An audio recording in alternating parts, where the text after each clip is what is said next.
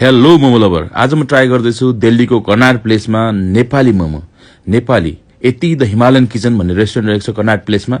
यहाँ म नेपाली मोमो ट्राई गर्दैछु, जहाँ प्योर नेपाली मोमोको अचार पनि छ, सर्भिस नेपाली छ, त्यहाँको थिम र कल्चर नेपाली छ। हेर्नुस् कस्तो राम्रो नेपाली कल्चर थिम्स डेकोरेट गरिएको छ।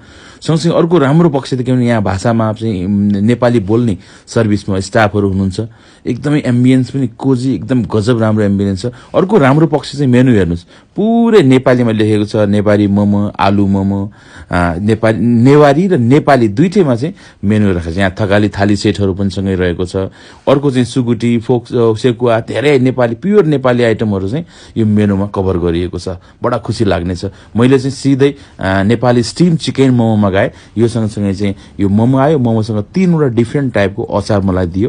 एउटा चाहिँ रेगुलर मोमो अचार, जसलाई दार्जिलिङ सस नेपाली मोमो अचार पनि भन्छौँ। अर्को तिलको चटनी भने, अर्को सेजवान सस, सेजवान चटनी। यो मलाई 3टा अचार चाहिँ सर्भ गर्यो। म पहिले चाहिँ यो 3वटा डिफ्रेन्ट अचारलाई सँगै मिक्स गरेर ट्राई गर्छु कस्तो टेस्ट हुन्छ। यो चाहिँ पहिले प्लेट राख्छु। अनि यो चाहिँ सेजवान सस हो। यो सँगसँगै अर्को दिएको, यो अलिकति पिरो बढी हुन्छ। यो चाहिँ तिलको अचार हो। तिलको अचार राम्रो हेर्दा दही जस्तो देखिरहेछ, तर तिलको अचार हो। यो चाहिँ नेपाली रेगुलर मोमो अचार। यो नै अब सबभन्दा हाम्रो फेमस चाहिँ हामीले जहिले पनि यही ट्राई गर्छौँ। 3टै सँगै मिक्स गरेर एउटा बाइट लियो भने ट्राई गर्छु है त। यसको कम्बाइन चाहिँ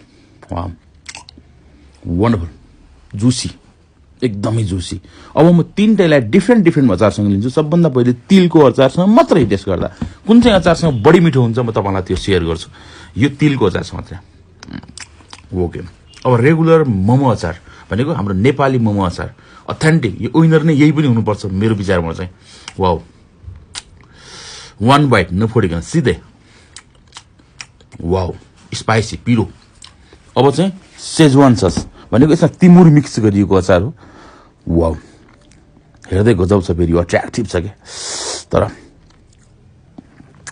कुरा गर्ने भने सबभन्दा मिठो चाहिँ 3टै सँगै मिक्स गरेर खायो भने मिठो हो। अब एकछिन हेर्नु, यस्तो जुसी छ नि, हेर्नु त। ओ यामजी, फेरि यो बोसो होइन नि, हेर्नु न, प्योर जुस छ। हेर्नु पुरा एकदम रस छ क्या। त्यो अरूमा चाहिँ प्रायः जुसी भनेर असाध्यै बोसो हालेको हुन्छ, तर यसमा चाहिँ मलाई एकदमै चाहिँ यो जुसी फ्लेभरफुल लाग्यो। 3टै अचार मिक्स गर्यो भने सबभन्दा मिठो भएर छ एक्लै अचार भन्दा पनि। हेर्नु त, वाउ, ओहो जबरदस्त जुसी। Wow, wonderful. दिल्लीमा यतिको नेपाली मोमो खान पाएपछि नेपालीलाई असाध्यै सन्तुष्टि। बिल एराउन्ड मलाई 675 रुपियाँ जतिको बिल आयो, इन्क्लुडिङ 1 बोतल पानी छ। आइसी भनेको 1000 रुपियाँ, 1000 रुपियाँ अराउन्ड यसको प्राइस छ।